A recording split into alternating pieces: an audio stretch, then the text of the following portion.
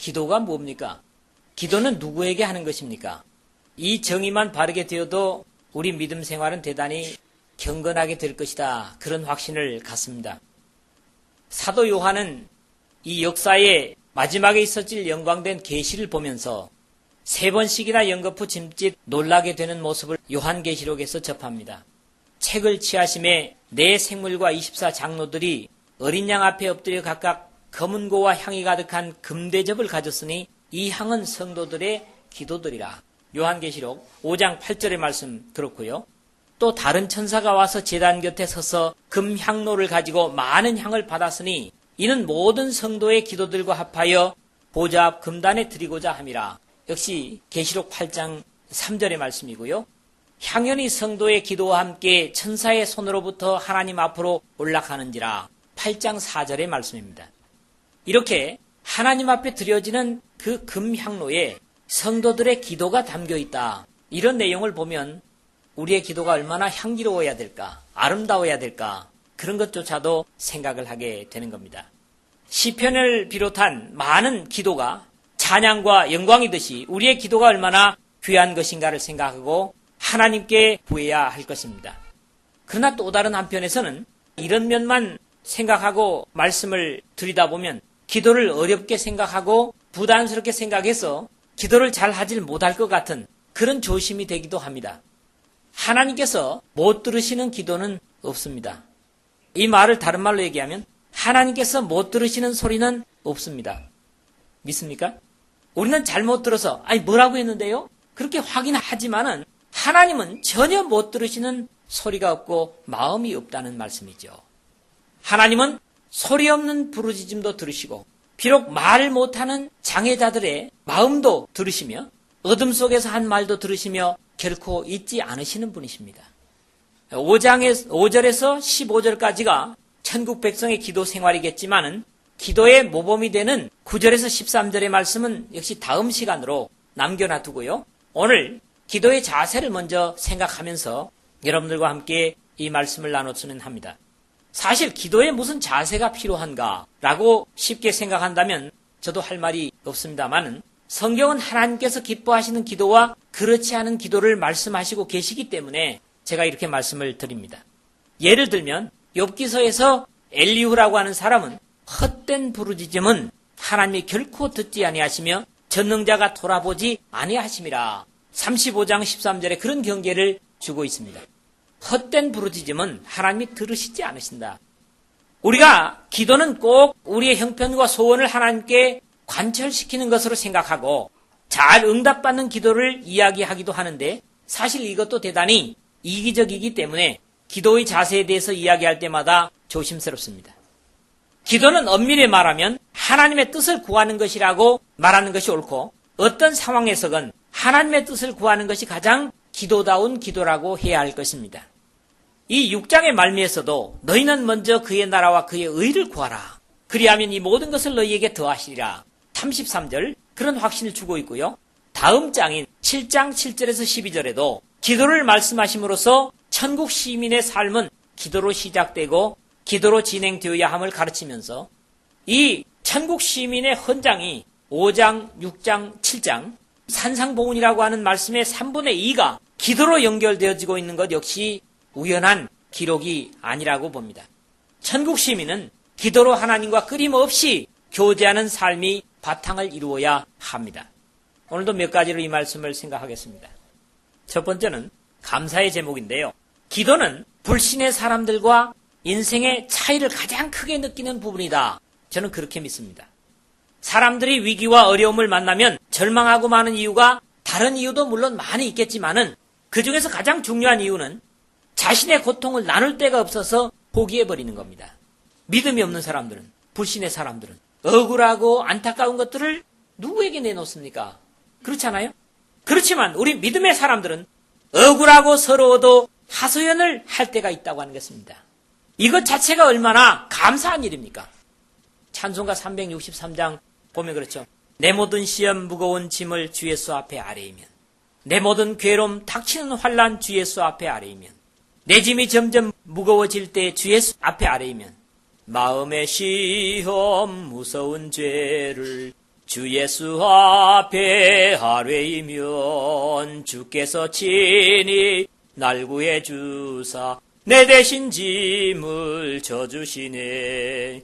무거운 짐을 나 홀로 지고 견디다 못해 쓰러질 때 불쌍히 여겨 구원해 주리 은혜의 주님 오직 예수. 우리의 억울함을 한숨을 하소연할 수 있는 것이야말로 믿음으로 얻은 놀라운 은혜가 아니겠습니까? 이것을 불신자들은 가지고 있지 않습니다. 그렇잖아요? 세상 사람들이 갖지 못하는 특권, 천국 백성들만이 누리는 가장 일반적인 은혜요 특권이 바로 우리가 기도할 수 있다고 하는 사실입니다. 믿습니까? 요즘요, 통계 자료를 보니까 휴대폰에 평균 요금이 4, 5만 원씩 된다고 합니다. 근데 이게 다 뭘 위해서 쓰는 겁니까? 연락을 취하기 위해서 쓰는 거예요. 이 세상에서는 모든 사람들이 다 돈을 지불하면서 자기가 연락하고자 하는 사람들에게다가 연락을 취합니다. 그런데 하나님 텔레콤 회사는 통신비를 받지 않습니다. 또 때마다 기기가 바뀌면 업그레이드를 한다고 셀룰라폰이나 PCS폰을 얼마나 많은 돈을 주고 삽니까? 근데 하나님은 돈 받지 않습니다. 내가 마음을 하나님께로 열기만 하면 감 잡았다 얘기하라 이러시는 분이라고요. 1대1의 워키토키 같은 그런 대화의 창구를 열어놓으신 하나님, 이거 역시 믿음의 사람들에게만 가능한 겁니다. 얼마나 감사합니까? 전혀 통신비를 지불하지 않습니다. 설령 믿지 않는 자들이 다급해서 하나님을 불러서 하소연을 올린다고 해도 도움을 입지 못하는 이유가 있습니다. 왜입니까? 하나님이 죄인을 듣지 아니하시고 경건하여 그의 뜻대로 행하는 자를 들으시는 줄을 우리가 아나이다. 요한복음 9장 31절에 나면서부터 시각장애자로 비록 바리새인들에게 죄인 취급을 당했지만은 예수 그리스도로부터 눈을 뜨고 깨달은 사람의 고백을 우리가 듣는 것입니다. 우리들도 예전에는 전혀 도움이 되지 못하는 헛된 것들에게 하소연하고 절망할 수밖에 없는 존재들이었습니다. 여러분이 그렇다는 게 아니고 제가요. 그러나 너희가 그때는 하나님을 알지 못하여 본질상 하나님이 아닌 자들에게 종노릇하였더니 이제는 너희가 하나님을 알 뿐더러 하나님의 아신 바 되었다. 갈라디아서 4장 8절 9절에서 바울 사도는 그렇게 고백을 합니다. 전에는 우리도 다 그 가운데서 우리 육체의 욕심을 따라 지내며 육체와 마음에 원하는 것을 하여 다른 이들과 같이 본질상 진노의 자녀였더니 긍휼에 풍성하신 하나님이 우리를 사랑하신 그 큰 사랑을 인하여 허물로 죽은 우리를 그리스도와 함께 살리셨다. 에베소서 2장 3절에서 5절 그렇게 고백을 합니다. 그 은혜와 사랑을 인하여 하나님께 기도하는 자녀가 되게 하셨습니다. 할렐루야. 이것은 주님께서 십자가에서 피 흘리심으로 찾아주신 놀라운 은혜입니다. 그렇기 때문에 이 놀라운 은혜를 거저받은 우리들은 아직도 하소연할 데가 없어서 죽어가는 사람들에게 기도하는 사람이 되도록 믿음으로 이끄는 것이 대단히 중요합니다. 찬송가 275장 3절 보세요. 저 죽어가는 자 다 구원해내야 우리의 본분을 다 하리니 예수의 구원을 전파할 때에 그 크신 능력을 다 주시네. 저 죽어가는 자 예수를 믿어 그 은혜를 힘입어 다 살겠네. 이러한 입장에서도 우리가 복음을 전하는 것은 대단히 중요합니다. 우리만이 거저 누리는 특권들 남에게도 나눠줘야 옳지 않습니까? 이 세상에는 속을 끓이면서도 하소연할 데가 없어서 가슴을 치며 탄식하는 자들이 얼마나 많은지 모릅니다. 그들은 하소연할 대상을 찾지 못해서 절망하고 좌절하고 있는데 우리만 이 은혜를 누린다면 주님은 결코 기뻐하지 않으실 것입니다. 사람들이 위기 중에도 바른 기도의 대상을 찾지 못하는 것은 알지 못해서 믿지 못해서 그러므로 우리의 증거의 삶은 이런 입장에서도 대단히 중요하다 그렇게 확신합니다. 누구든지 주의 이름을 부르는 자는 구원을 얻으리라. 물론 미래의 예수님께서 오셨을 때의 고백일 수도 있지만은 지금 험준한 이 역사와 세상 속에서 주님의 이름을 불러 기도하는 자마다 거기서 건짐을 얻는다는 겁니다. 그런즉 저희가 믿지 아니하는 일을 어찌 부르리요? 듣지도 못한 일을 어찌 믿으리요? 전파하는 자가 없이 어찌 들으리요? 우리가 가진 이 놀라운 은혜, 거저받은 이 선물 남들에게도 나눠줄 수 있는 저와 여러분 되시기를 주의 이름으로 축원을 드립니다. 두 번째 이 말씀에서 5절 6절을 생각하는 건 기도는 하나님께 드리는 것이다. 그런 말씀입니다. 또 너희가 기도할 때 외식하는 자와 같이 되지 말라. 저희는 사람에게 보이려고 회당과 큰 거리 여기에 서서 기도하기를 좋아하느니라. 내가 진실로 너희에게 이르노니 저희는 자기 상을 이미 받았느니라. 너는 기도할 때에 내 골방에 들어가 문을 닫고 은밀한 중에 계신 내 아버지께 기도하라. 은밀한 중에 보시는 내 아버지께서 갚으시리라. 오늘 5절 6절 그렇거든요. 기도는 하나님께 드리는 것이다. 왜 그런 당연한 말을 하고 있습니까? 이렇게 반문하는 사람들이 있을 것 같습니다. 그러나 예수님 당시의 종교 지도자들이었던 바리새인들조차도 사람을 의식하는 기도를 하고 있는 데서 주님의 책망을 듣고 있는 것을 보면 역사 속에서 참으로 많은 사람들이 사람을 의식하는 기도를 했던 것 같습니다. 기도는 진지한 자신의 기도가 되어야 하는 까닭에 바울 사도는 그러면 어떻게 할꼬? 내가 영으로 기도하고 또 마음으로 기도하며 내가 영으로 찬미하고 또 마음으로 찬미하리라. 고린도전서 14장 15절에 그렇게 고백하는 것을 듣습니다. 외식하는 기도, 즉 영화 배우와 같이 자신의 인생이 아닌 다른 가상의 인물의 삶을 대신 연기하는 것은 참으로 극장에서나 방송에서 만족해야 합니다. 어떤 경우에 어느 교회 암흑의 간정 집회 포스터가 붙거나 신문지에 낑겨온다고. 그러면 같이 낑겨오는 다른 광고지에는 뭐가 되냐니까 어느 술집에 암흑의 출연. 이런 이중적인 모습을 우리가 본다고요. 저는 그런 걸 볼 때마다 은혜가 안 돼요. 물론 먹고 살기 위해서 그런다고 하지만은 그거 간증하면서 하루 왔으면 신앙적인 행사 하면은 못 사나요? 그런데 그 밤에는 술집에 가서 또 돈을 벌고 저녁 때는 어디 와서 간증 집회를 하고 이게 영 은혜가 안 되더라고요. 저는요. 이게 뭡니까? 결국 이중적인 모습이거든요. 참 안타까운 모습이라고 저는 생각을 하고 그런 모습이 좀 없었으면 하는 그런 바람을 갖습니다. 우리 기도인이 사는 삶은 참으로 남의 삶이 아니라 자신의 삶을 살 필요가 있습니다.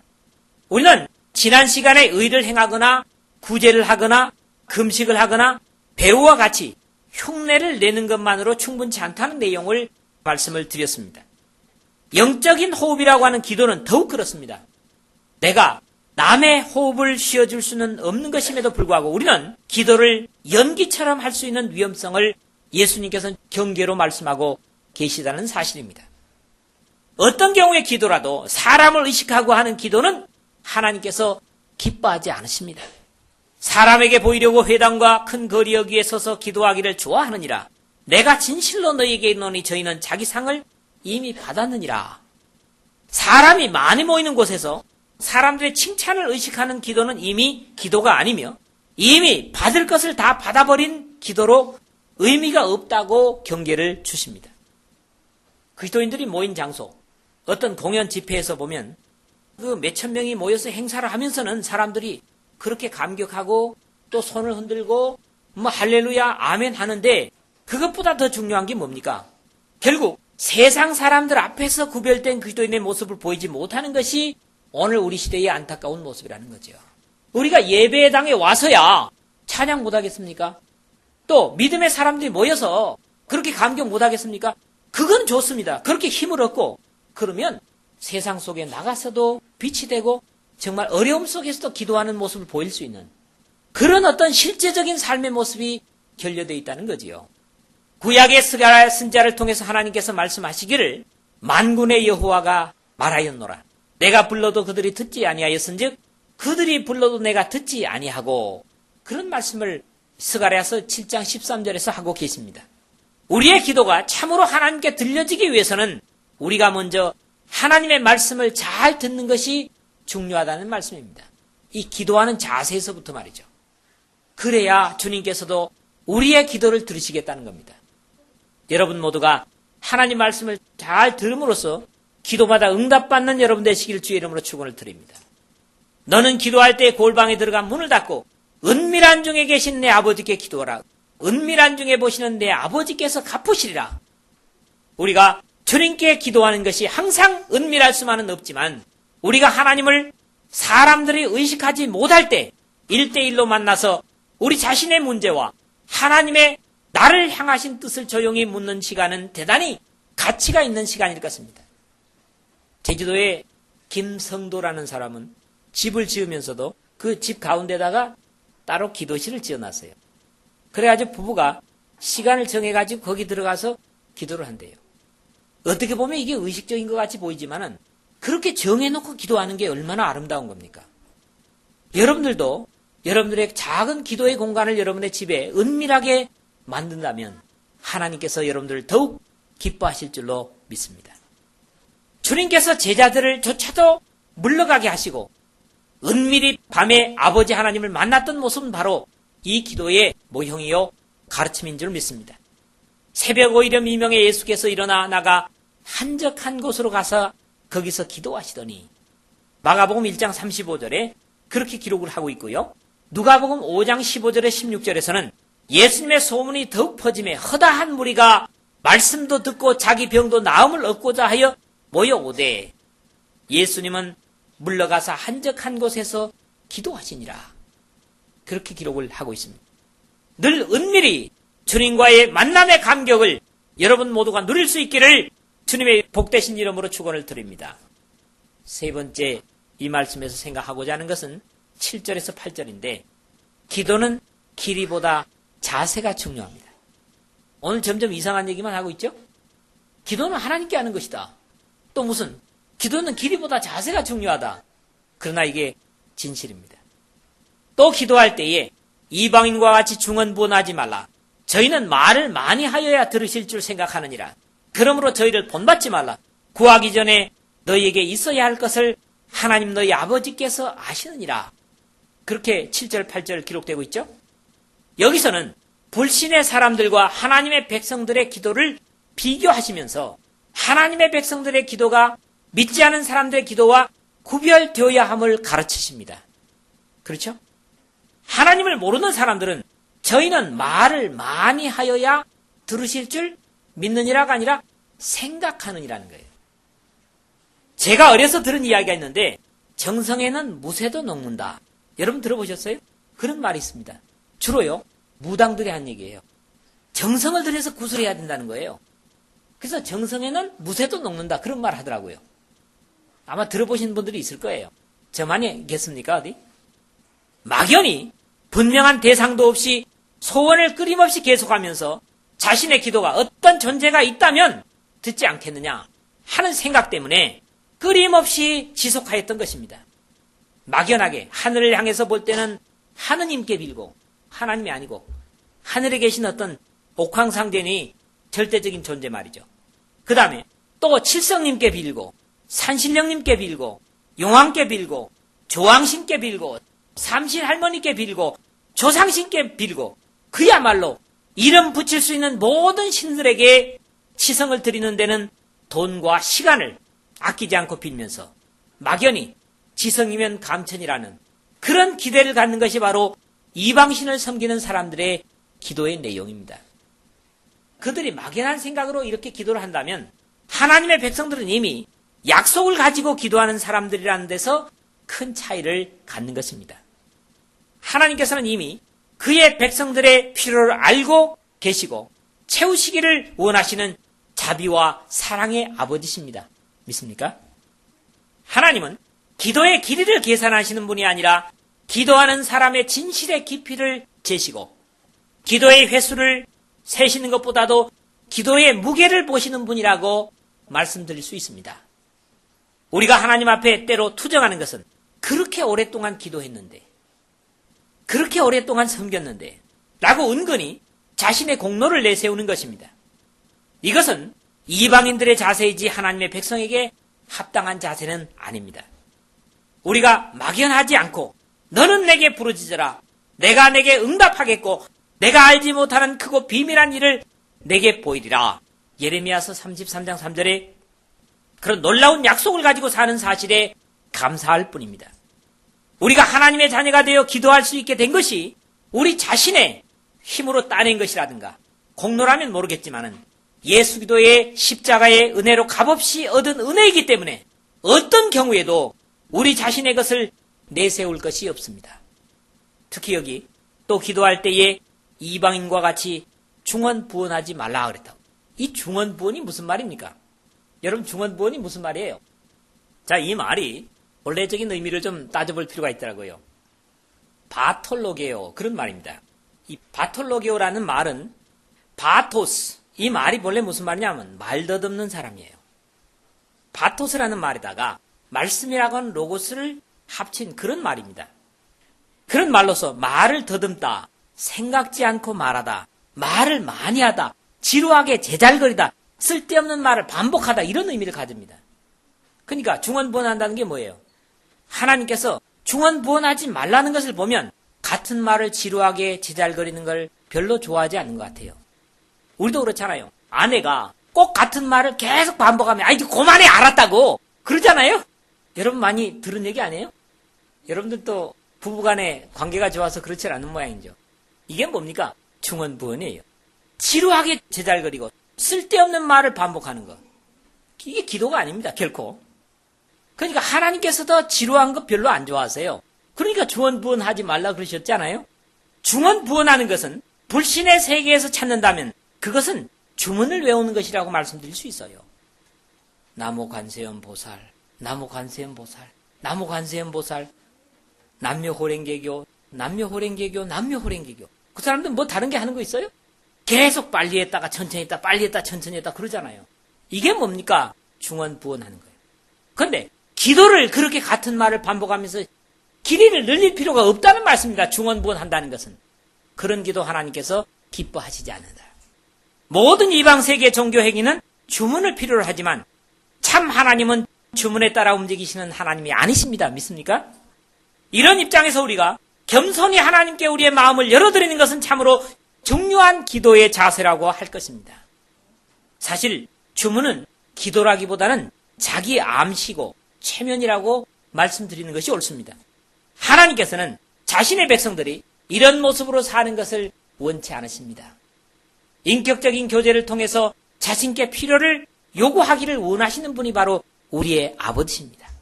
우리의 기도를 들으시는 하나님 아버지십니다. 그런 이유에서 하나님께 기도함에 있어 경계하는 것들이 있습니다. 내가 내 마음에 죄악을 품으면 주께서 듣지 아니하시리라. 시편 66편 18절에 말씀하십니다. 우리는 사람 의식할 필요가 없습니다. 물론 기도를 듣기 좋게 논리적으로 하면 좋지만은 꼭 그렇게 해야 하나님이 들으시는 게 아닙니다. 유치하고 보잘것없고 말을 잘 못한다고 할지라도 진실하게 가슴에서 하나님 앞에 드리는 그 기도, 하나님께서 기뻐하시는 기도인 줄로 믿습니다. 네 번째 마지막으로는 하나님은 화평의 기도를 원하십니다. 오늘 14절에서 15절의 말씀이죠. 너희가 사람의 과실을 용서하면 너희 천부께서도 너희 과실을 용서하시려니와 너희가 사람의 과실을 용서하지 아니하면 너희 아버지께서 너희 과실을 용서하지 아니하시리라. 주님께서 왜 기도의 방법과 내용을 가르치시고 이러한 말씀을 덧붙이실까? 사뭇 의아하지 않습니까? 그러나 우리의 삶이 하나님께서 기도를 들으실 만큼 경건하다면 이웃과의 관계에도 관용할 것이고 자신의 용서를 받은 것처럼 이웃을 용서할 것이라는 사실입니다.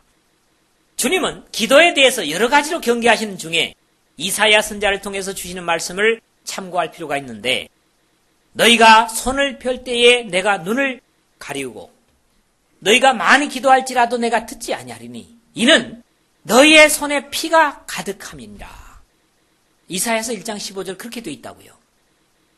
손에 가득한 피는 바로 이웃을 상하게 하고 이웃을 괴롭힌 사실을 지적하시는 것입니다. 그러므로 형제의 마음을 아프게 해놓고 우리가 기도한다면 역시 그 기도는 옳지 못한 기도가 될 것입니다. 이웃을 받아주지 못하면서 자신은 받아주시기를 바라는 독선을 주님께서는 용납지 않으실 것입니다.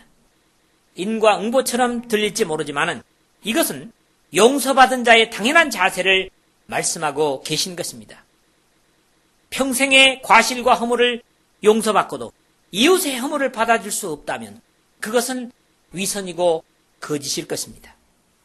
과거부터 동양적인 사고방식은 나와 하나님, 즉 신과의 관계는 대단히 신경을 많이 쓰면서 나와 이웃의 관계를 별로 중요하게 생각지 않는 것이 사실인데요. 내 형제들아, 영광의 주 곧 우리 주 예수 그리스도를 믿는 믿음을 너희가 받았으니 사람을 외모로 취하지 말라. 이런 야고보 선생님의 경계에 귀를 기울일 필요가 있습니다. 영광의 주님을 섬기는 복된 삶이 되었으면 옆으로 사람에게 대한 가치나 자세도 달라져야만 한다는 가르침입니다. 우리는 어떻습니까? 옆에 사람을 항상 내 이권적인 입장에서만 생각하고, 그리고 절망하고 어려워할 때는 그래 당해봐, 내가 믿으라고 할 때 믿지, 오히려 엄포를 놓을 수 있어요. 그런데 어떻습니까?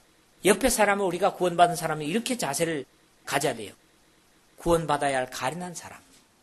이 인류 중에 예수님을 모르는 모든 사람들은 바로 우리가 그렇게 봐야 될 대상이라는 거지요. 원수도 아니고 미워해야 될 대상도 아니고 저 사람도 나처럼 구원받아야 될 대상. 이런 긍휼과 은혜의 눈으로 그들을 볼 때에 하나님은 그러한 마음을 가진 사람의 기도를 잘 응답하실 것이다. 그런 말씀이거든요. 성경은 언제나 하나님과 올바른 관계에 있는 사람이라면 당연히 사람과의 관계에도 회복되어야 함을 수없이 강조했습니다. 그러한 단적인 예를 베드로 사도는 남편 된 자들아, 이와 같이 지식을 따라 너희 아내와 동거하고 저는 더 연약한 그릇이요 또 생명의 은혜를 유업으로 함께 받을 자로 알아 귀히 여기라. 이는 너희 기도가 막히지 아니하게 하려 함이라. 베드로전서 3장 7절에 그렇게 말씀하고 있습니다. 가장 가까운 관계가 부부관계이고 부모와 형제와 이웃과 자연과도 기도의 사람에게는 회복된 관계가 되어야만 한다는 말씀입니다. 회복된 나와 하나님과의 관계는 당연히 옆으로 화평을 이루고 또 화평을 위해서 애쓰게 되어 있다. 그런 말씀이죠. 우리는 환난과 고난 중에도 낙심치 않을 놀라운 은혜를 누리는 자들입니다. 바울은 우리가 그 안에서 그를 믿음으로 말미암아 담대함과 하나님께 당당히 나아감을 얻느니라. 에베소 3장 12절에 그렇게 말씀을 하였고요. 히브리서 기자는 역시 그러므로 우리가 긍휼하심을 받고 때를 따라 돕는 은혜를 얻기 위하여 은혜의 보좌에 담대히 나아갈지니라. 히브리서 4장 16절 그렇게 말씀을 하고 있죠.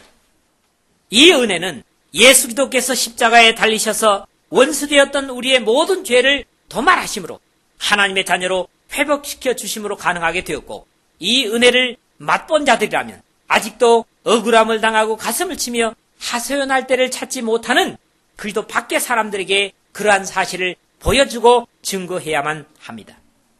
그러나 기도는 사람에게 들기 위해서 하는 것이 아니므로 늘 사람들이 알든 모르든 은밀히 주님과 대화하는 자세가 필요하고, 기도하기 전에 기도의 내용이나 길이보다 우리의 삶이 참으로 하나님께서 받으시기에 합당한 기뻐하시는 삶이 되어야 합니다.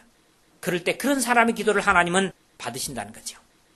하나님은 무엇보다도 화평의 기도를 원하시고 중보의 기도를 기뻐하십니다. 우리 자신만, 우리 교회만, 우리 나라만이 아니라 온 세계에 기도할 수 없는 영혼들을 위해서 기도하는 그런 자세가 우리에게 필요하다는 말씀이죠. 예수께서 이르시되 할 수 있거든이 무슨 말이냐? 믿는 자에게 능치 못할 일이 없느니라 하시니라. 마가복음 9장 23절이죠. 내가 진실로 너희에게 이르노니 누구든지 이 산더러 들려 바다에 던지려 하며 그 말하는 것이 이룰 줄 믿고 마음에 의심치 아니하면 그대로 되리라 하는 믿음의 사람들에게 주신 이 놀라운 약속을 여러분, 이 말씀을 듣는 여러분 모두가 자신의 것으로 누리는 저와 여러분 되시기를 주님의 이름으로 부탁을 드립니다.